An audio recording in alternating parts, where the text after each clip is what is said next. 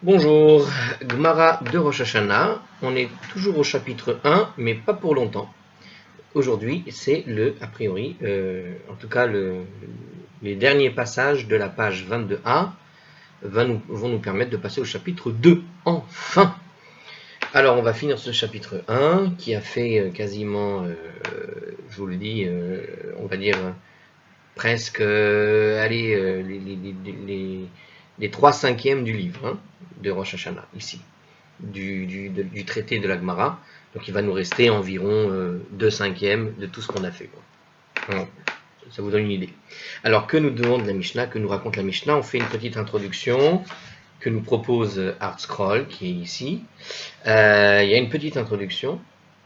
Alors, ça va être assez court, il nous reste 2 Mishnah toutes simples et avec très peu de Gemara derrière d'ailleurs. Donc ça va aller assez rapidement.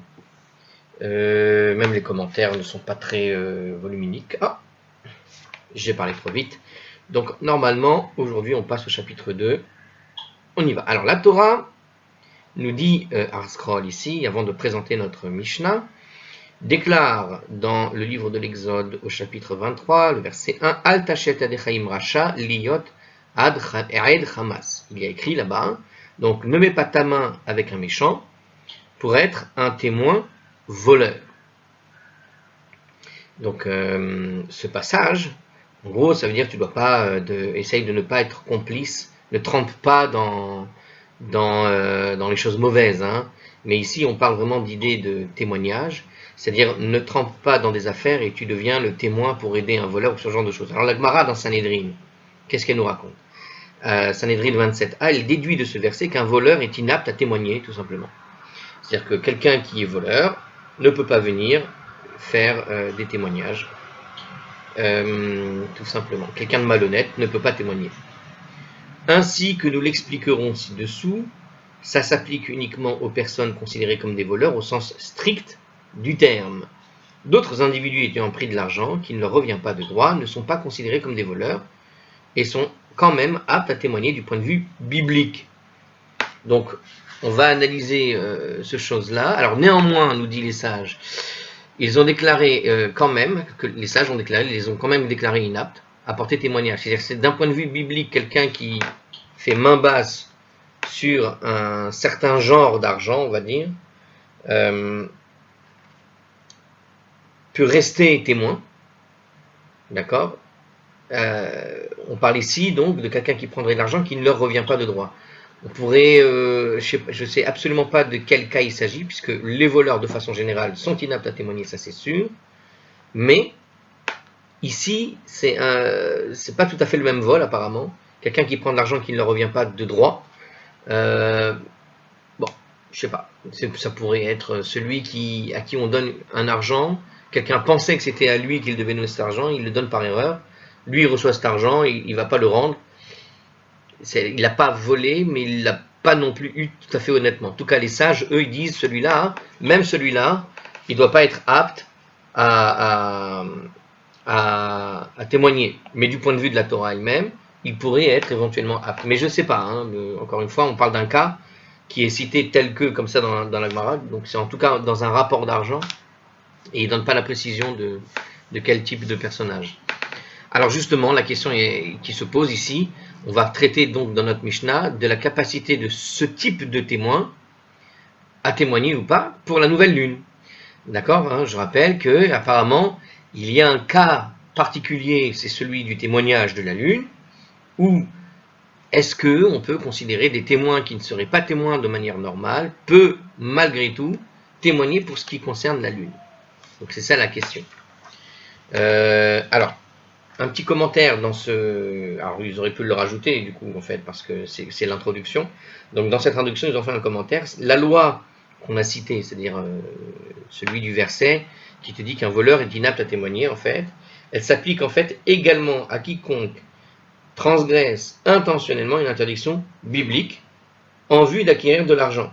C'est-à-dire tout celui qui fera une action qui va transgresser la Torah pour gagner de l'argent, même juste gagner de l'argent, est comparable en fait à des voleurs.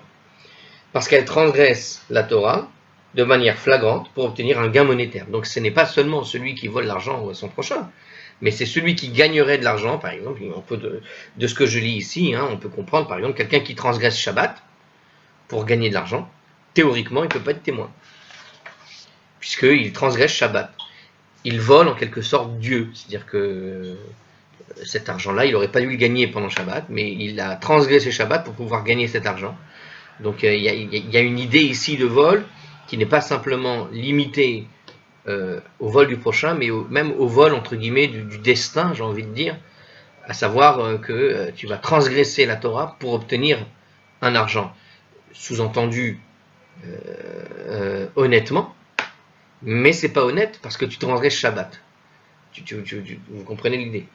C'est-à-dire que l'honnêteté ne suffit pas pour gagner de l'argent de manière honnête. C'est-à-dire qu'il faut gagner de l'argent honnêtement, mais pas en transgressant les lois de la Torah. Si une loi de la Torah a été transgressée, c'est comme si tu volais l'argent. On peut imaginer, c'est un petit peu bizarre de comprendre ça, je vais quand même essayer de faire un petit commentaire un peu personnel pour comprendre ça. Je l'ai déjà dit, je vais le redire, en mieux peut-être, c'est cette idée, hein, donc, qui est de quelqu'un qui vole Dieu. Hein, comprenez cette notion, qu'est-ce que je veux dire par là?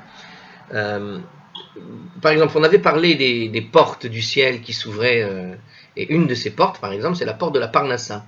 Qu'est-ce que c'est la porte de la Parnassa? C'est la porte qui t'apporte en quelque sorte ce que tu vas gagner quand on prie à Rosh Hashanah, il y a des portes du ciel qui sont ouvertes. On avait expliqué ces fameuses portes précédemment.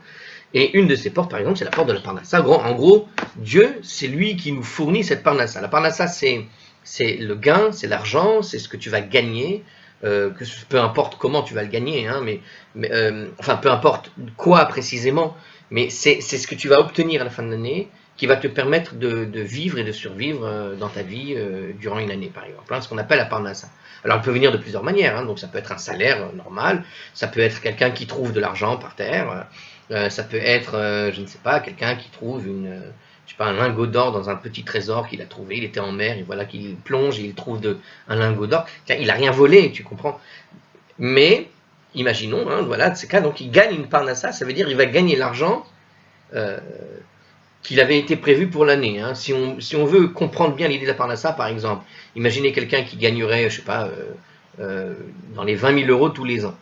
Il gagnerait 20 000 euros par an. Et puis voilà qu'il perd son travail. Donc il n'a plus de parnassa. Pendant un an, il ne travaille pas. Et donc les 20 000 euros qu'il aurait dû gagner, il aurait dû les gagner, mais il ne les a pas gagnés. Pourquoi? Parce qu'il a perdu ce travail. Alors qu'est-ce qui se passe?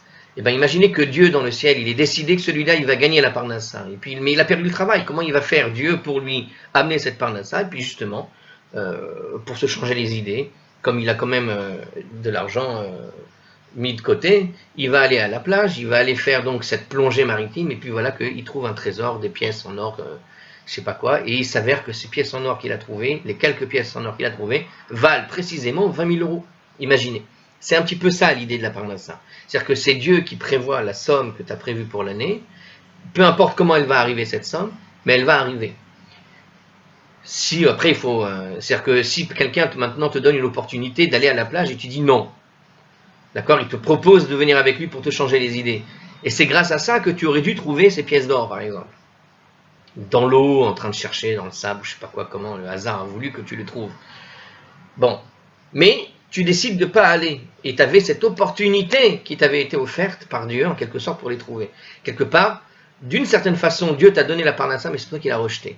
Comme quelqu'un qui rejetterait un travail qu'on lui propose.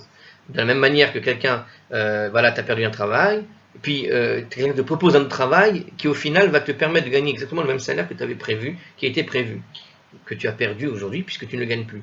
Quelque part, si cette proposition arrive dans tes bras et que tu la rejettes de manière claire et que derrière tu ne retravailles pas, au fond, c'est un petit peu de ta faute. C'est plus la faute tout à fait de Dieu. Donc, ce qui va jouer ici dans ta parnassa, au fond, c'est aussi tes décisions personnelles. Bon, alors maintenant, regardez ce que veut dire en fait un peu la Torah ici, enfin ce que dit la Mishnah, et ce que nous explique ici par rapport à la Torah, l'idée de perdre, de gagner de l'argent, mais en transgressant la Torah. Si maintenant tu as une opportunité, tu as rejeté un métier qui te permettait de gagner de l'argent, exactement la somme que tu méritais, tes 20 000 euros que tu avais perdu avant et que tu ne pouvais plus gagner, maintenant tu vas les regagner grâce à ce nouveau métier en respectant Shabbat.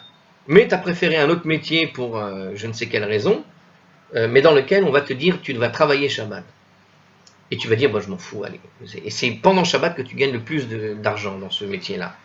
D'accord? Tu vas donc transgresser la Torah pour gagner de l'argent. Il y a un côté un peu voleur, vous comprenez l'idée? C'est-à-dire que Dieu t'avait donné une opportunité de gagner de l'argent de manière correcte, avec le respect de la Torah, et puis maintenant tu vas cracher en quelque sorte sur la Torah pour tirer cet argent que Dieu aurait dû te donner en quelque sorte. C'est-à-dire que tu vas tirer cet argent, un petit peu de force, en transgressant la Torah. Donc c'est un petit peu comme si tu forces la main de Dieu à te donner cet argent, alors qu'il avait prévu de te le donner d'autre manière, et tu transgresses la Torah en l'obtenant. Alors cet argent-là que tu vas obtenir de cette façon-là, il n'était pas prévu pour toi, puisque tu travailles pendant Shabbat, et que cet argent est gagné pendant Shabbat. Donc Dieu n'a pas fait des lois à propos de Shabbat pour que tu puisses gagner cet argent pendant Shabbat. Donc quelque part, tu tires cet argent de force de la part de Dieu. Tu vois, tu vas gagner ta part de ça, mais tu vas la tirer de force. Ce tirage de force, ça ressemble à quelqu'un qui volerait de l'argent. Quelqu'un il travaillerait pas, il aurait dû gagner 20 000 euros, et puis il va dans une banque, il trouve un moyen de voler ces 20 000 euros, de les chaparder dans une banque, je ne sais comment, une arnaque, je ne sais quoi, une escroquerie, et il les a chapardés. C'est vrai qu'il va récupérer ce qu'il aurait dû gagner, mais au fond, il l'a fait en le volant. C'est un voleur. Donc, alors là, pour le coup, celui qui va dans la banque, c'est un voleur, ça, c'est pas de doute. Mais de la même façon que tu transgresses la Torah pour obtenir cet argent, d'une certaine manière, tu es un petit peu dans ce cas. Et c'est ce que veut dire ici le commentaire qu'on a expliqué. Donc cette idée de vol aussi, voilà, je voulais expliquer cette partie qui pouvait être un petit peu difficile à comprendre. Alors, on passe maintenant à la Mishnah. Donc on va voir si des gens comme ça, donc des gens qui sont dans ces catégories-là de voleurs, et qui théoriquement ne peuvent plus témoigner, est-ce qu'ils ont le droit de témoigner pour la nouvelle lune? Elouhen apesouline, voici ceux qui sont inaptes à témoigner à propos de la nouvelle lune. Alors, Amesachek Bekubia, regardez, celui qui joue au dé par exemple. Donc qu'est-ce que c'est que le joueur de dé? C'est celui qui joue au jeu pour gagner de l'argent. En gros, il s'agit de morceaux d'ossement utilisés dans un jeu de hasard comparable au dé. Bon, alors ils appelaient comme ça. Alors pourquoi est-ce que... Non, Kubia, c'est vraiment c'est des dés. Kubia, c'est vraiment l'idée du carré, du cube. Kubia, d'ailleurs, c'est le même mot, regardez, le mot en araméen et le même mot en français. Kubia, cube. Le U en général, c'est le OU. Donc, Kubia, c'est un cube. Kubia, si vous voulez, mais c'est un cube. Et le cube, c'est le D. Donc, il s'agit de morceaux, ici, nous dit le commentaire, nous décrit en fait de quel jeu il s'agit en quelque sorte. Donc il y avait un jeu qui s'appelait, c'est les osselets apparemment. Donc on jouait avec des petits morceaux d'ossement, qu'on jouait donc dans un jeu de hasard, et ça se jouait comme avec des dés. Lorsqu'on misait de l'argent dans un jeu comme celui-là, c'était considéré comme une asmarta, c'est-à-dire un paiement non volontaire.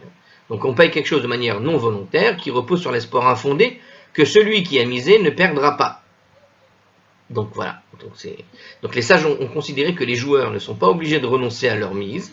Par conséquent, lorsque le gagnant prend possession des sommes gagnées, il prend de l'argent qui ne lui revient pas de manière halachique. C'est-à-dire que quand tu joues au jeu de hasard, c'est complètement imbécile de jeter son argent en quelque sorte, et qu'au fond, il n'y a personne, quand il va jouer de cette manière-là, un jeu de hasard, a l'intention de perdre. D'accord? Personne n'a l'intention. Donc on mise un argent, mais dans la tête de celui qui va jouer, jamais dans sa tête, il a l'idée qu'il va perdre cet argent, sinon il ne poserait pas cet argent. C'est comme si tu allais dans un guichet, tu poses de l'argent, mais tu ne te dis pas que tu vas perdre cet argent. Donc qu'est-ce qui va se passer? C'est que comme tu es dans un état d'esprit où tu ne penses jamais vraiment perdre cet argent, et tu vas le perdre parce que c'est un jeu de hasard, mais au fond, celui qui va récupérer ton argent, finalement, qui reste ton argent dans ta tête, d'accord? Eh bien, d'une certaine façon, il agit comme un voleur. Donc celui qui gagne de l'argent de cette façon-là, il est d'un point de vue de la halakha comme un voleur, parce que celui qui a posé son argent pour faire sa mise n'a pas l'intention de le perdre. Il n'achète rien avec, tu comprends? Donc comme il n'a pas d'achat, il ne vend rien, il n'achète rien. Donc quelque part, en posant sa mise, il est dans un état d'esprit où quand il perd cet argent, il le perd parce que il lâche en quelque sorte l'affaire devant celui qui va lui prendre son argent, mais celui qui lui prend son argent, c'est en fait la même prise que ce que ferait un voleur. Bon, toutefois, il n'acquiert pas le statut de voleur selon la Torah. Alors, malgré cela, il n'acquiert pas ce statut de voleur. Donc du point de vue halachique, il est un petit peu comme, enfin, vraiment celui qui a posé son argent est un idiot parce qu'il se fait prendre son argent et il ne perd pas dans sa tête la possession de cet argent-là, mais celui qui a pris l'argent finalement ne gagne pas ce statut entre guillemets de voleur. Pourquoi? La raison est la suivante. L'Écriture a déclaré dans le livre de Samuel 2, au chapitre 23, le verset 21, écoutez ça, Vaig ol et achanit miyad amitzri. Et il vola la lance de la main de l'Égyptien. On apprend de ce verset que l'on est considéré comme un voleur au sens strict du terme, que si on vole son prochain de manière flagrante. Alors qu'ici, l'argent est remis au gagnant dans le jeu, dans le cours du jeu. C'est-à-dire que si il avait imaginé, il avait par exemple juste parlé, par exemple, et que quelqu'un vient le fracasser la tête pour lui prendre l'argent des mains qu'il a, ou de sa poche, ça c'est du vol. Même s'il a joué et qu'il n'a pas posé l'argent. Tant qu'il n'a pas posé l'argent, c'est du vol. Si tu lui prends de la main de force, ça s'appelle le vol. C'est ça qu'il veut dire ici. C'est quand le vol, c'est quand tu vas retirer l'argent de la main de la personne. Puisque sa passion pour l'argent l'incite à commettre des transgressions, les sages ont déclaré qu'une telle personne est inapte à témoigner de peur qu'elle ne mente en contrepartie. Alors, du point de vue de la Torah, il n'est théoriquement pas considéré comme un voleur, d'accord? Mais, quelque part, les sages, eux, ils ont dit qu'il est malgré tout soumis à une passion, d'accord, et qu'au fond, l'amour de l'argent, la volonté de le gagner, l'amène à des transgressions. Donc les sages ont dit que cette personne ne peut pas témoigner. Pourquoi? De peur qu'elle ne mente en contrepartie d'une somme, puisqu'elle est appâtée par l'argent en permanence, qu'elle joue avec l'argent, qu'elle va prendre l'argent des autres par le jeu ou qu'elle va le perdre, peu importe. Les gens adorateurs de l'argent sont tellement adorateurs au fond dans le cadre des jeux que d'une certaine façon cette espèce d'addiction peut faire que en recherche en permanence d'argent, eh bien, si on lui donne de l'argent pour qu'il fasse un faux témoignage, il peut faire un faux témoignage dans ces cas-là. Il est apte en tout cas, c'est une personne à risque du point de vue d'un témoignage. C'est comme ça que les sages ont réfléchi. Donc, c'est vrai que théoriquement, du point de vue de la halakha, donc, c'est pas une transgression, puisque la transgression, elle arrive quand tu prends de la main à la main. Mais même si tu prends pas de la main à la main, le fait qu'il joue dans ce système, qu'il rentre dans un système où il pose l'argent, il perd de l'argent, il a une espèce d'addiction, eh bien, de cette manière-là, les sages, eux, ils ont dit, celui-là, tu peux l'acheter, quoi. Et ça, c'est pas bon pour être un témoin. Alors, umilve beribit, ceux qui prêtent l'argent avec intérêt. Alors bon, pareil, celui qui prête l'argent avec intérêt, c'est pas interdit de prêter de l'argent, et puis c'est pas interdit de récupérer un peu une somme sur l'intérêt de la somme. Eh bien écoutez ça. La Torah dans l'Exode, le chapitre 22, verset 24, interdit de prendre des intérêts sur un prêt accordé à un juif. Bon, on parle de la loi juive, c'est-à-dire un juif envers un autre juif. D'accord? Dans un système de loi où le prêt-intérêt est autorisé, le juif a le droit de prendre par intérêt. Par exemple, quand en France, au Moyen-Âge, les non-juifs avaient besoin d'argent, ils allaient effectivement prendre chez les juifs, et les juifs leur prêtaient avec intérêt, parfois majeur, ce qui n'était pas forcément bon pour bien d'un point de vue, j'ai envie de dire, comment dirais-je, ça laissait une mauvaise image, quoi. Mais on était dans un pays où le prêt-intérêt se faisait par tout le monde. À partir du moment où tout le monde prêtait intérêt, pourquoi le juif lui-même ne prêterait pas intérêt, lui aussi, aux autres? C'est-à-dire que si tu es dans une société où la loi t'autorise à le faire envers les autres, il n'y a pas de raison que toi tu te l'interdises, en gros. C'est ça ce que ça veut dire. Par contre, puisque la loi juive t'interdit de le faire à un juif, évidemment que de ce point de vue-là, toi, tu n'as plus le droit de le faire à un autre juif, malgré que ce soit autorisé dans ce pays. Donc un juif a le droit de faire ce qui est autorisé dans le pays où il est. C'est ce que les non-juifs se font entre eux, un juif peut le faire aux non-juifs. Après, ce qui est dans la règle du judaïsme, c'est qu'un juif n'a pas le droit de faire à un juif, il n'a pas le droit de le faire à un juif, même si dans un pays non-juif, on autorise à le faire aux autres. Et ils se le font entre eux. Voilà, tout simplement. Donc ici, ce qui se passe ici, la Torah donc nous interdit ce prêt-intérêt de base. Par conséquent, celui qui prête des intérêts s'empare de l'argent de son prochain illégalement. À partir du moment où tu prêtes un intérêt, le prêteur qui récupère son argent avec l'intérêt par-dessus, eh ben, théoriquement, il est illégal. Et il est donc considéré comme un voleur. Mais, comme nous l'avons expliqué plus haut, cette personne n'est inapte à témoigner que sur le plan rabbinique. Pourquoi? Parce qu'elle n'a pas volé cet argent de façon flagrante, puisqu'il lui a cédé de plein gré.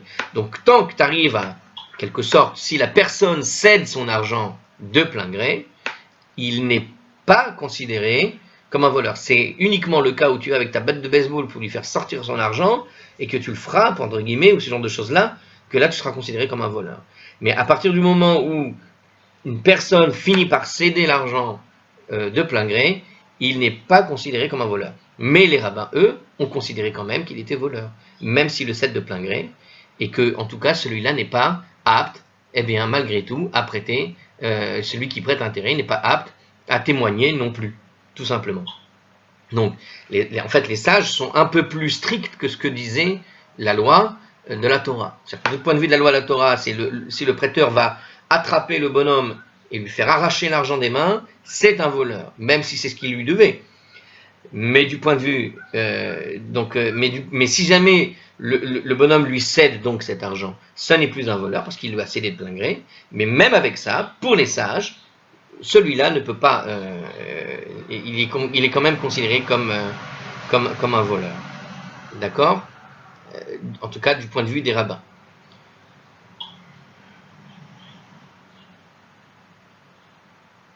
Et donc, c'est sur le plan rabbinique seulement qu'il est inapte à témoigner. Alors, je fais juste une petite pause et je reviens. Et voilà. Alors, donc on a dit, voici ceux qui sont inaptes, celui qui joue au dé, ceux qui prêtent avec intérêt. Alors, le troisième ici, celui qui joue aux courses de colombes. Alors, d'abord, je ne connaissais pas les courses de colombes. C'est-à-dire quoi? C'est-à-dire, en fait, c'est ceux qui jouent aux courses comme les chevaux. En fait, à l'époque, apparemment, il y avait les courses de colombes. Donc, ce sont ceux qui parient que leur colombe va gagner une course, par exemple. Donc, PMU et compagnie, vous n'êtes pas apte à témoigner du point de vue rabbinique dans quelque affaire que ce soit d'un point de vue rabbinique. Alors, donc, qu'est-ce qu'il nous dit ici? C'est-à-dire qu'ils parient que leur colombe va gagner. La raison pour laquelle ils sont inaptes à témoigner est comparable, en fait, à celle qui concerne le joueur de dés, tout simplement. Donc, c'est la même raison, hein, c'est tout simplement l'idée du jeu. La Gemara avance une autre explication. Apparemment, c'est dans la suite. Hein. Bon, on va le dire avant, on va le dire, c'est pas grave. Il s'agit des gens qui dressent des colombes de manière à ce qu'elles attirent d'autres colombes qui appartiennent à autrui vers leur colombier. Et donc, ceci est une forme de vol interdit par le plan rabbinique. C'est-à-dire que tu dresses la colombe pour que d'autres colombes qui appartenaient à d'autres viennent dans ton colombier. Voilà, je viens de le redire. C'est bête, mais j'ai compris, vous avez compris, tout le monde a compris. En gros, tu l'entraînes à faire en sorte que, au lieu qu'il reste chez son propriétaire original, il vient chez toi. Eh bien là, ça s'appelle du vol. Ah, vol manifeste. Alors du point de vue de la halakha, c'est pas vraiment du vol, parce qu'au fond, l'oiseau, il fait ce qu'il veut. Mais, du point de vue rabbinique, vu que toi, tu as des oiseaux et que lui, c'est un drôle d'oiseau aussi, eh bien, du coup, tu as entraîné une forme de vol, et donc tu peux pas être, a priori, être apte à témoigner. Alors on continue, enfin la première raison c'est quand même que ça ressemble à l'idée du jeu de dés, hein, les courses, tout ça. Vesohare Shevi'it, les marchands de Shevi'it. Alors, rappelons ce que c'est que les Shevi'it. Des règles toutes particulières s'appliquent aux fruits qui poussent dans la terre d'Israël pendant la 7e année. Donc c'est ce qu'on appelle la Shevi'it. Alors on avait parlé hein, de la Shemitah, et donc les fruits maintenant qui poussent dans la Shemitah, qu'est-ce qu'on en fait? Est-ce qu'on les laisse pourrir? Est-ce qu'on a le droit de les manger? Qu'est-ce qu'on peut en faire? Etc. Donc il y a tout un tas de règles et on appelle ça les Shevi'it, ceux de la 7e, quoi. Dans le Lévitique, le chapitre 25, verset 6, Vaïkra, déclare que des produits végétaux de la Shemitah, de la 7e année, seront à vous pour être mangés. Donc on a le droit de manger des produits de la Shemitah. Les sages interprètent ces mots comme signifiant pour être mangés, mais pas pour en faire du commerce. C'est-à-dire que tu peux manger des fruits, des végétaux qui seraient trouvés donc pendant cette année-là, mais tu ne peux pas les vendre. Okay? C'est-à-dire que nous n'avons pas le droit de commercialiser les produits agricoles qui ont poussé durant l'année de la Shevi'it, de la 7e année. Cependant, celui qui fait du commerce avec les fruits de la Shevi'it est inapte à témoigner que sur le plan rabbinique. Soit parce que de nos jours, les interdictions relatives à la Shevi'it ne sont que d'ordre rabbinique, soit parce que cette interdiction, commercialiser les produits agricoles de la Shemitah, n'a pas été mentionné explicitement dans la Torah, et donc les gens ne la prennent pas au sérieux. Donc effectivement, commercialiser les produits de la Shemitah, ce n'est pas écrit dans la Torah. C'est une interdiction qui semblerait d'ordre rabbinique, a priori. Bon, alors les gens avaient tendance à commercialiser, malgré l'interdiction faite par les rabbins de les commercialiser, pour les raisons qui étaient les leurs. Eh bien, donc du coup, comme ils commercialisaient ces produits-là, c'est un petit peu du vol parce qu'ils ne le disent pas. Bref, les sages ont déclaré que ces individus étaient inaptes à témoigner, car leur attrait pour le gain, c'est-à-dire être aussi, comment dirais-je, mesquin dans l'idée de vendre des produits qui sont censés être gratuits pour tout le monde. Donc au départ, on ouvre les champs, parce que c'est ça la Shemitah, tu ouvres les champs à tout celui qui veut venir. Alors imaginez les gens, qu'est-ce qu'ils font? Il y en a qui viennent, et qu'est-ce qu'ils vont en faire? Alors les rabbins, ils ont extrapolé, ils ont dit c'est pas seulement tu viens, tu te sers, mais tu viens, tu te sers chez quelqu'un pour aller le vendre ailleurs. Non, c'est pas ça l'idée. L'idée c'est que chacun y vient, il peut se servir pour lui. Mais s'il commence à venir pour pouvoir prendre plus que ce qu'il a besoin et derrière le revendre, on appelle ça abus de biens sociaux. C'est-à-dire que le bien ici, il est public, il est pour tout le monde, et toi tu viens prendre ce bien public et tu vas te l'accaparer. Bon, ça c'est la partie autorisée, mais tu vas te l'accaparer pour le revendre derrière. Tu fais double gain. Non seulement tu te sers, mais en plus tu vas profiter d'un bien qui est gratuit pour les autres et le revendre comme si c'était pas gratuit. Donc on profite. Donc ça, il te dit, les rabbins, ils ont interdit ça. D'un point de vue de la Torah, les gens, ils pensaient qu'ils avaient le droit, puisque c'est écrit nulle part que tu n'as pas le droit de vendre les produits de la Shemitah, c'est pas écrit. Mais les rabbins, ils ont réfléchi d'une autre façon, ils ont dit non, a priori, c'est interdit de le revendre, c'est sûr. En tout cas, du coup, les sages, puisqu'ils ont interdit, ils voient que des gens le font quand même, ils ont dit celui-là, il est attiré par le gain, il aime un petit peu trop l'argent, il peut pas témoigner parce que demain quelqu'un qui voudra, on voit que c'est quelqu'un que tu peux acheter, quoi, pareil. C'est-à-dire que son témoignage peut être soumis à l'appât du gain en quelque sorte, et que quelqu'un peut donc mentir en contrepartie de l'argent ou je ne sais quoi. Donc on ne peut pas se fier et c'est pour ça qu'il est inapte, lui aussi. Varavadim aider les esclaves. Donc les esclaves aussi ne peuvent pas témoigner. On a expliqué cette notion d'esclave. Les esclaves de non-juifs appartenant à des juifs sont inaptes à témoigner sur le plan biblique, comme le déduit l'Agmara de Baba Kama à la page 88a, à partir d'un Kalvachomer qui est le suivant. Alors voici comment on réfléchit. Pourquoi un esclave à l'époque, qui était donc non-juif, ne pouvait pas témoigner? Si déjà une femme qui a le droit de se marier avec un homme juif est malgré tout inapte à témoigner, il est évident qu'un esclave qui n'est pas d'autorité à se marier avec une femme juive est inapte à témoigner, nous dit Rashi. Bon. Alors pourquoi la Mishnah a cité les esclaves parmi les témoins considérés comme inaptes du point de vue rabbinique? Il faut aller chercher Tosfot, le Ritva, etc. Bon, je ne vais pas le faire. Cette partie est difficile à comprendre. Alors on va essayer d'expliquer un peu. Bon, alors, il fait ça à partir d'un Kalvachomer. C'est-à-dire qu'il faut voir ici que la manière de réfléchir est une manière très froide du point de vue de la loi. C'est-à-dire qu'il y a a priori un problème lié au témoignage a priori des femmes, apparemment. Si déjà une femme qui a le droit de se marier avec un juif est malgré tout inapte à témoigner, il est évident que l'esclave qui n'est pas autorisé à se marier avec une femme juive sera inapte à témoigner. C'est tout simplement un Kalvachomer sur la base que la femme en soi n'a pas le droit de témoigner. Mais pourquoi elle n'a pas le droit de témoigner elle aussi? Alors ça, il faudra chercher l'Agmara un jour, si un jour on l'a fait, qui permet de comprendre pourquoi est-ce qu'il y a des témoignages que la femme ne peut pas faire. On va voir. C'est comme ça. En tout cas, Rashi nous explique ce Kalvachomer, c'est-à-dire que, puisque déjà, on va placer l'axiome, déjà on sait que, donc analyser quelque part dans une autre Gemara, qu'une femme, a priori, ne peut pas témoigner. La femme qui, elle, pourtant, est mariée à un non-juif. Or, voilà que tu sais qu'un esclave qui n'est pas juif ne peut pas se marier avec une juive. Puisqu'elle ne peut pas se marier avec une juive, et que déjà la femme juive ne peut pas témoigner, tant conclut que l'esclave lui-même, quand il n'est pas juif, ne peut pas témoigner non plus dans un procès entre juifs ou je ne sais quoi. Voilà, c'est un calvachomer, c'est donc la plus forte raison. Si déjà, hein, il faut comprendre le raisonnement déjà de la Gemara. Tu places d'abord un axiome, qui est donc celui d'une règle qui doit être analysée quelque part dans une autre Gemara. Vous avez l'équivalent de 7 années d'études en étudiant une page par jour. Cherchez-moi ça. Rendez-vous dans 7 ans si vous le trouvez. Et donc cette raison-là particulière, maintenant, placée comme axiome, Rachid nous explique qu'il y a eu un calvachomer. C'est-à-dire que si déjà une femme juive ne peut pas témoigner alors que mariée à un juif, alors je ne sais pas pourquoi il y a cet argument-là justement de base, il n'est pas logique, mais c'est l'argument qui est donné. Donc tu fais le calvachomer, puisqu'on sait que dans un autre endroit, on voit que l'esclave non juif ne peut pas se marier avec une femme juive. Si déjà elle qui ne peut pas témoigner et lui qui ne peut pas même pas se marier avec, alors il y a encore moins de chances de témoigner.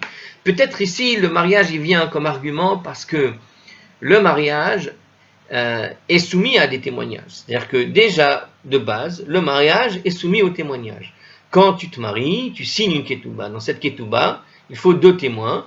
En général, ces témoins doivent être des Shomrei Torah, des gens qui connaissent la Torah, qui étudient la Torah, qui sont Shomer Mitzvot, évidemment, et qui respectent les Mitzvot, qui font Shabbat, etc. Et ceux-là, ils vont signer la ketouba, 2 témoins, ils vont participer, ils vont assister, et donc ils vont être pris comme témoins. Alors, la fille ne peut pas témoigner, bien, tout simplement parce que il y a des lois, peut-être, hein, c'est peut-être ça le raisonnement, une femme n'est pas soumise de manière obligatoire, en tout cas, à tout un tas, il y a toute une catégorie de lois. Puisqu'elles ne sont pas soumises à toutes les lois, d'une certaine manière, elles ne peuvent pas témoigner sur la base de toute la Torah, en quelque sorte. C'est-à-dire que celui qui vient témoigne au fond sur toute la Torah. D'accord? Il est Shomer Shabbat, Shomer Mitzvot, et on parle des 613. Mais celui une femme n'est pas, n'a pas l'obligation de toutes les mitzvot de la Torah. Donc elle ne peut pas témoigner sur toutes les mitzvot de la Torah, au nom de toutes les mitzvot de la Torah. Du coup, c'est ce qui réduit, on va dire, la qualité du témoignage. Bon, peut-être. Je propose des idées. Il y a tout un tas d'autres raisons, certainement. C'est à étudier. Alors, voilà, on a donné donc toutes les raisons. Celui qui joue au dé, celui qui prête avec intérêt, celui qui joue aux courses de colombes, les marchands de cheville, tout cela sont inaptes. Et les esclaves, donc, sont inaptes à témoigner pour la nouvelle lune. Zéakelal, c'est la règle générale qui s'applique aux individus susmentionnés. J'adore le terme qu'il propose ici sur Scroll. Alors, Kol Aïdoud she'en Aisha keshera la af hen enan kesherin la. Tout témoignage qu'une femme n'est pas apte à porter, eux non plus ne sont pas aptes à porter. Bon, déjà, on apprend ici apparemment que, malgré tout, certaines femmes peuvent effectivement témoigner sur des choses, donc pas tout en réalité. Donc il nous dit ici que tout témoignage qu'une femme n'est pas apte à porter, donc si une femme ne peut pas témoigner, eux non plus ne sont pas aptes à porter un témoignage, tout simplement.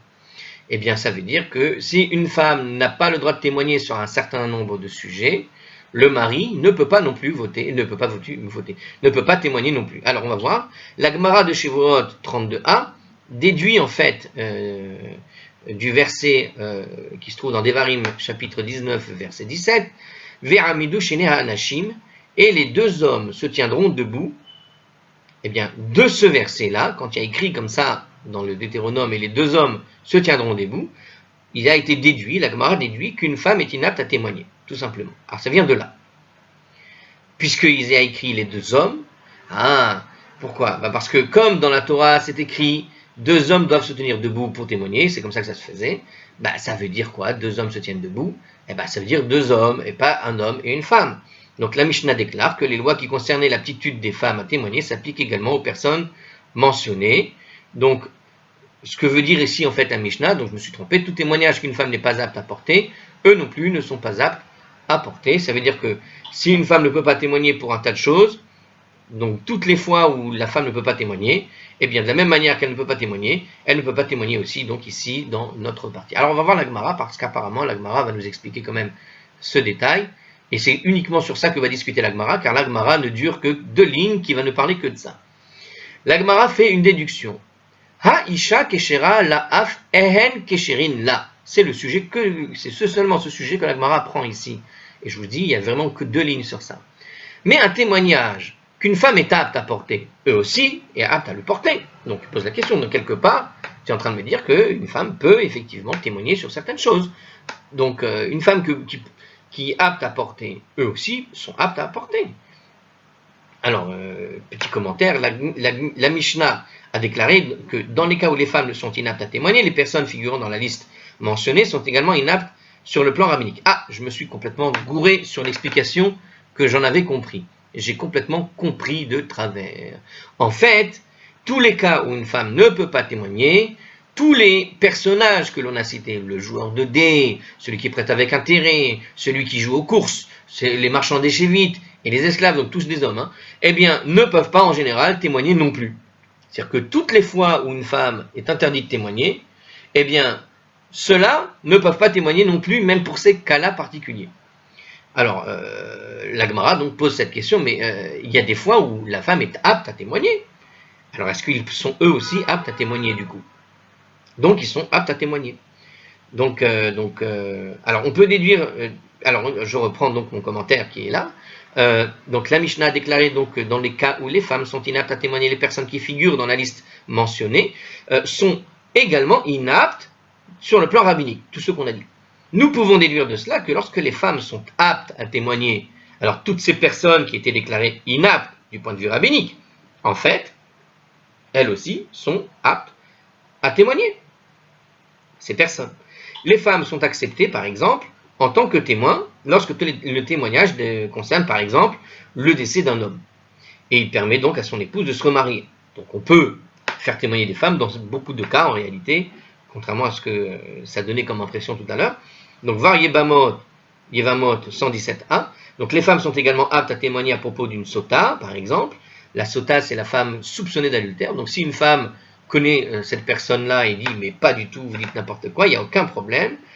Si un seul témoin déclare qu'elle a eu des rapports adultérins, par exemple, donc ce problème-là de la sota, c'est la femme qui est soupçonnée d'adultère. Donc, dans le cas inverse. Si maintenant un seul témoin, par exemple, a pu témoigner qu'elle a eu des rapports adultères, la procédure qui consiste à lui faire boire les eaux amères n'est pas effectuée, et dans ce cas-là, une femme est apte à porter témoignage dans ce cas précis. On nous dit, puisque une femme est apte à porter un témoignage, la question qui se pose, mais en fait, il n'y a même pas de question qui se pose, c'est à charge ou non à charge, à décharge. C'est-à-dire qu'elle peut charger la femme pour dire oui, je sais qu'elle a fait des choses avec X, Y, ou bien elle peut dire non, pas du tout, il ne s'est rien passé, vous dites des bêtises. Hein. On parle de loi ici. Hein. On est dans un système juridique, je rappelle. C'est pas un jugement de valeur hein, qu'une femme soit soupçonnée d'adultère. Pendant longtemps en France, il paraîtrait que l'adultère est encore une raison de divorce, par exemple. Donc ici, ça aura les mêmes conséquences. Les eaux amères, alors peut-être j'ai dit ça rapidement, il faut savoir qu'une femme sota, quand elle est soupçonnée d'adultère, il y avait une sorte de cérémonie qui se passait au temple, et au temple, on lui faisait boire une eau particulière. Cette eau, c'était quoi? C'était de l'eau normale, hein. Mais à l'intérieur, on avait écrit sur un papier le nom de Dieu, et on avait mis ce papier avec le nom de Dieu dans de l'eau, on a remué, comme ça, le Cohen faisait ça, et ça rendait l'eau amère. Et en fait, le nom de Dieu se dissolvait dans l'eau, et la femme buvait cette eau-là, si elle était soupçonnée d'adultère. Qu'est-ce que ça permettait de faire? Ça permettait de voir si elle avait fait l'adultère. Si elle avait mal au ventre à la suite de ça, elle était adultère. Elle avait fait l'adultère, et donc les conséquences qui s'en suivaient étaient celles qui s'en suivaient, divorce ou je ne sais quoi d'autre. À cette époque-là, ça pouvait être pire, mais la base, c'est le divorce. Ou, alors, si elle était adultère, le problème, il est là. C'est que si elle avait mal au ventre, parfois, nous dit le Talmud, quand elle avait mal au ventre, ça pouvait aller jusqu'à la mort. C'est-à-dire qu'elle pouvait avoir des maux de ventre qui l'entraînaient jusqu'à une douleur abdominale, abominable, jusqu'à éventuellement entraîner la mort. Alors, nous raconte le Talmud, je ne sais plus où, mais j'ai cru entendre un Dvar Torah un jour qui disait ça, que ça ne s'est jamais arrivé en fait. C'est-à-dire que théoriquement, ça devait aboutir à la mort de la femme, d'accord, par les maux de ventre qui allaient l'entraîner par une espèce de, enfin, on ne sait pas ce qui se passait, comme du poison qu'elle avalait, ça sortait de partout. Mais ça n'est jamais arrivé par miracle, nous raconte le Talmud. Alors, Et c'est là que beaucoup de rabbanim nous expliquent qu'en fait, toute la démarche de la sota, c'est le soupçon d'adultère, le problème ne vient pas forcément de la femme, il vient d'abord du mari. Et donc, toute la logique de la cérémonie qui consistait à effacer le nom de Dieu dans de l'eau, puis la faire boire, et puis voir si elle avait mal au ventre, alors évidemment, ça n'arrivait pas. Et tout le but, en fait, c'était de calmer la jalousie maladive que le mari pouvait avoir pour une raison ou une autre. Une fois, il a vu parler, elle a dit bonjour à quelqu'un, enfin bref, le type, il devient fou dans sa jalousie maladive. Donc, pour calmer cette jalousie maladive, on faisait ça, ça lui permet d'arrêter d'être soupçonneux, quoi. Bref. Amar Rav Ashi, on continue, donc je répète ce que pose comme question la Gemara. Donc on a expliqué dans la Mishnah que toutes les fois où une femme n'est pas apte à témoigner, eh bien tous ceux qu'on a cités là, les joueurs de dés, etc., ne peuvent pas témoigner non plus. Mais alors nous pose la question la Gemara, mais alors dans ces cas-là, ça veut dire que tous les cas où les femmes sont aptes à témoigner, il y a des cas où elles peuvent témoigner, donc comme on a donné comme exemple la Sota et autres, donc elles peuvent témoigner.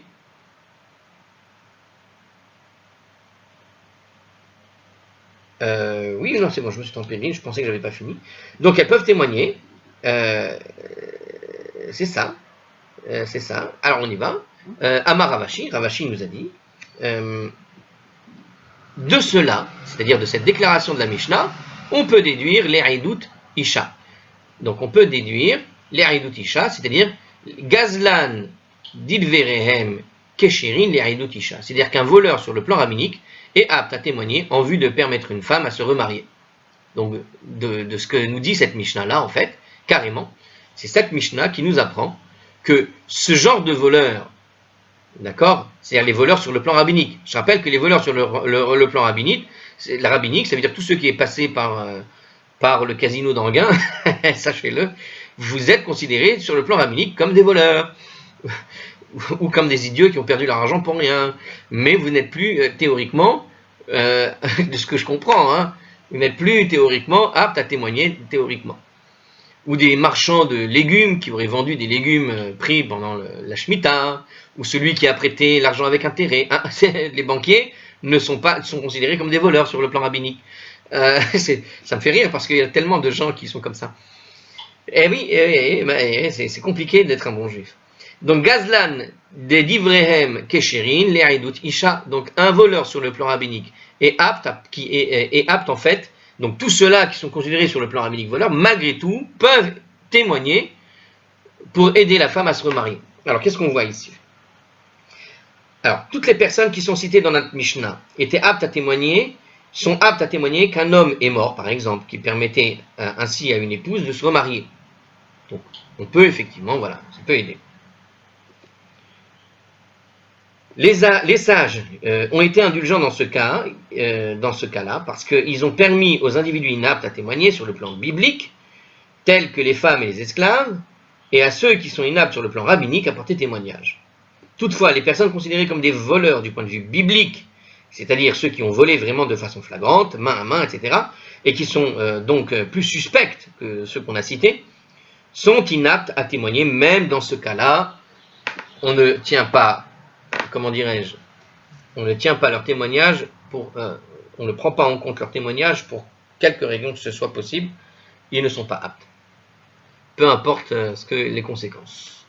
Très bien, alors maintenant on va faire la dernière Mishnah, et c'est la dernière Mishnah de notre chapitre. On va finir avec cette Mishnah, ne vous inquiétez pas, en fait, cette Mishnah est une Mishnah sans Gemara. Donc en quelque sorte la Gemara, ça va être les commentaires qu'on va lire avec cette Mishnah. C'est une Mishnah sans Gemara. Alors, je fais juste une toute petite pause avant de la faire et on revient. Voilà, pause finie, ça va très vite pour vous. Alors, la dernière Mishnah. Mi shera'a et achodesh ve'eno yachol lehaler. Celui qui a vu la nouvelle lune mais n'est pas à même de pouvoir marcher jusqu'au Beddin, hein, de pouvoir y aller. Alors, molichim oto alachamor. On peut l'amener sur un âne, même Shabbat, non? Afilu bemita, même le porter dans son lit. C'est-à-dire qu'il a vu quelque chose, alors on va aller tous transgresser Shabbat pour l'amener sur son lit jusqu'au Beddin. Ve'im tzodeh lahem, mais s'ils ont peur d'une embuscade, qu'il ait été tendu contre eux, à leur intention, l'okrin beyadan maklot, et ils ont même le droit donc de porter alors des bâtons dans les mains pendant Shabbat, on est toujours dans ce cas-là. Ve'im haïta derech roka, et si jamais la distance est très grande, l'okrin beyadan mezonot, ils peuvent même prendre de la nourriture en main. She'al mehalach laila vayom, mechalilin et Shabbat veyotzeim le'aïdut hachodesh, car pour un trajet d'une nuit et d'un jour, les témoins ont le droit de profaner le Shabbat et de sortir pour témoigner à propos de la nouvelle lune. Sheneema, comme il a été dit, et on l'a déjà dit, Asher tikri otam bemor Adam, et les mois d'Hachem, Asher tikri otam bemor Adam. Voici les fêtes d'Hachem que vous désignerez en leur temps. Donc c'est une sorte de complément de ce qui avait déjà été enseigné, mais un peu plus de détails sur comment transgresser Shabbat dans ce cas-là. Et on voit que la transgression Shabbat est complète. Donc on y va. Qu'est-ce que nous dit Rashi? Rashi nous apprend ici, il nous précise, il nous rappelle. Il est défendu au départ de mener un animal chargé, ce qu'on appelle mechamer pendant Shabbat. La Mishnah enseigne à présent que la profanation de Shabbat est permise même pour des gens qui n'ont aucun témoignage à formuler. C'est-à-dire que tout ce qui est périphérique de ce témoin, tout ce qui est aide du témoin, eh bien eux aussi peuvent profaner Shabbat complètement. Mais qui doivent cependant, donc ceux-là qui sont périphériques, ils doivent cependant accompagner et assister les témoins afin que ces derniers puissent témoigner sur la nouvelle lune. Donc il est possible d'apprendre une nouveauté supplémentaire à partir de notre Mishnah. Donc c'est ça la nouveauté. L'autorisation de profaner Shabbat, pour cette raison-là, s'applique également à la transgression des interdictions bibliques, comme c'est écrit Mechamer, c'est-à-dire l'interdiction de porter un animal avec une charge, d'apporter un animal à charge. Eh bien, on peut transgresser même cet interdit-là, d'accord, tel que les Techuchim. Alors c'est encore autre chose, je ne connais pas ce mot. Alors la Mishnah enseigne à présent que même ceux qui ne témoignent pas peuvent transgresser l'interdiction de porter dans le domaine public. Donc tous ceux qui n'ont pas vu la lune mais qui vont accompagner pour sa protection ou autre, eh bien celui qui doit y aller ont le droit absolument de transgresser le Shabbat. Il s'agit là d'une profanation de Shabbat d'une plus grande ampleur que Mechamer, car l'auteur de cette transgression est passible d'une peine de mort par lapidation, nous dit la Torah, alors que l'interdiction, par exemple, de Mechamer n'entraîne aucun châtiment corporel. Donc qu'est-ce qu'on voit? On voit ici que ceux qui ne témoignent pas peuvent transgresser des lois plus graves du point de vue de la Torah en matière de transgression. Très bien. Alors ici, il y avait un passage qui a dit et s'ils craignent une embuscade qui est étendue à leur intention. On avait parlé de gens qui vont faire des embuscades contre eux. De qui on parle ici? Il parle, en fait, les Sadducéens et les Samaritains avaient l'habitude de guetter les témoins et de leur tendre des embuscades pour les empêcher de se rendre au Beddin. Donc c'est pas des embuscades pour leur faire les poches, mais c'est des embuscades pour leur casser les pieds. Pourquoi? Il s'agissait ainsi, ils agissaient afin que le Beddin ne puisse pas déclarer Rosh Chodesh à la bonne date. Donc ils avaient d'autres calculs en tête, eux, et au fond, quand ils voyaient passer les témoins, ils les empêchaient de passer parce qu'ils n'étaient pas d'accord sur le système, probablement, de la datation de Rosh Chodesh telle qu'ils avaient en tête. Donc ils les empêchaient tout simplement, ils mettaient des bâtons dans les roues, on peut dire comme ça en fait. Donc l'idée de l'embuscade ici, c'était des embuscades, c'est pour ça que l'explication a été donnée juste avec des bâtons, c'est-à-dire qu'ils les stoppent avec des bâtons, pas avec des épées, parce qu'il y avait des épées à l'époque. Donc c'est une embuscade pour empêcher les gens de passer et leur casser les pieds pour les empêcher d'arriver au Beddin. Bref, après c'était quoi le fond du problème, je ne sais pas. Le fond, je ne sais pas la raison. Alors ensuite, qu'est-ce qu'on voit ici? Ici, il nous parle ici, ils sont autorisés à prendre des aliments même en main. Ils peuvent manger sur la route et prendre des aliments en main. Théoriquement, ils ne peuvent pas, normalement pendant Shabbat, eh bien ils peuvent. Donc, alors, il nous demande ici d'aller voir la note 36. En gros, qu'est-ce qu'il nous dit? La note 36, c'était la note de tout à l'heure que je vous ai lue, à savoir que c'était plus grave d'avoir de la nourriture en main pendant Shabbat et de le transporter pendant Shabbat que d'avoir un animal qui porte une charge. C'est-à-dire que quand tu portes toi-même les choses, c'est moins grave qu'un animal. Donc c'est interdit les deux, et c'est de la Torah. Mais il y en a un qui est particulièrement apparemment grave, et que Dieu te prévoit une peine de mort sur ça, nous dit la Torah. Alors quand on dit peine de mort, c'est pas nécessairement des coups de bâton, c'est aussi Dieu qui va t'enlever des jours de vie ou ce genre de choses-là. Ça peut être ça ou ça. En tout cas, ici, on voit quoi? On voit qu'a priori, ils ont le droit de prendre des choses en main, alors que c'est complètement interdit. Donc, qu'est-ce qu'il nous dit ici? Le Pnei Yeshua, à propos de ça, il a compris que la Mishnah n'autorise ici que le fait de mettre le lit, les bâtons et la nourriture sur un âne et de mener celui-ci. Celui qui agit ainsi ne transgresse pas l'interdiction de Mechamer. Donc, on a vu que c'est très grave de transporter de la nourriture ou des bâtons en main, tout ce qui est pris dans la main, c'est interdit. Alors il te dit, le Pnei Yeshua, lui, la manière dont il lit la chose, il te dit un petit peu différemment. Il te dit qu'en fait, quand la Mishnah t'autorise à prendre un lit, elle t'autorise à prendre de la nourriture, elle t'autorise à prendre des bâtons, toutes ces choses-là, en fait, elle t'autorise, mais dans le cadre de la charge que tu mets sur un animal. Donc lui, il voit les choses autrement, parce que c'est tellement grave, effectivement, de transporter des choses en main, que, a priori, ça semble surprenant que la Mishnah puisse autoriser des gens périphériques, des gens qui n'ont rien à voir avec le témoin, mais qui sont là pour aider le témoin à traverser la route, de faire toutes ces choses-là. Eh bien, vous avez deux versions. Vous avez donc une version qui vous dit non, il n'y a aucun problème, même les choses les plus graves qui étaient à transgresser peuvent être transgressées pour Shabbat, de Shabbat, on parle des transgressions de Shabbat, mais les choses, mais pour le Pnei Yehoshua, pas du tout, il voit autrement les choses. Bon, moi je suis pas tout à fait d'accord, ça, je sens quelqu'un qui est un peu strict et qui n'arrive pas à se faire à cette idée. Alors ensuite, donc, qu'est-ce qu'il nous dit ici? Donc, pour un trajet d'une nuit et d'un jour, les témoins ont le droit de profaner le Shabbat et de sortir pour témoigner à propos de la nouvelle lune. Ben voilà, hein, ils ont le droit de profaner le Shabbat, c'est écrit pourtant. Alors, c'est-à-dire que si les témoins peuvent arriver au Beth Din avant l'issue de Shabbat, le 30e jour du mois, ils sont autorisés à voyager le vendredi soir et le jour de Shabbat pour témoigner. Mais si le temps donné nécessaire pour se rendre au Beth Din depuis l'endroit où ils ont vu la nouvelle lune est supérieur à une nuit et un jour, ils ne sont donc plus autorisés à profaner le Shabbat parce qu'ils ne vont arriver que le samedi soir, et Rosh Chodesh aura déjà été reporté automatiquement au 31e jour. Donc en gros, l'autorisation c'est pour ça qu'il te parle ici de trajet d'une nuit et d'un jour. Donc la Mishnah te précise le trajet d'une nuit et un jour, parce que si tu dépasses une nuit et un jour, c'est interdit de profaner Shabbat. Ça veut dire quoi? Ça veut dire que si tu arrives après Shabbat, bah ça sert à rien, c'est trop tard, parce que le jour de Rosh Chodesh aura été déjà décalé. Donc c'est uniquement quand tu es sûr de pouvoir arriver avant la fin de samedi soir, c'est-à-dire pour pouvoir témoigner de cette nouvelle lune. Ok? Ensuite, alors il nous rappelle juste le verset où il se trouvait, et qu'est-ce qu'il nous dit en dernier? Ce verset nous renseigne qu'on peut profaner Shabbat en vue de sanctifier le nouveau mois à la bonne date, ainsi que l'explique la Braïta 21b qu'on avait déjà vu. Donc, on l'a déjà vu en fait. Très bien.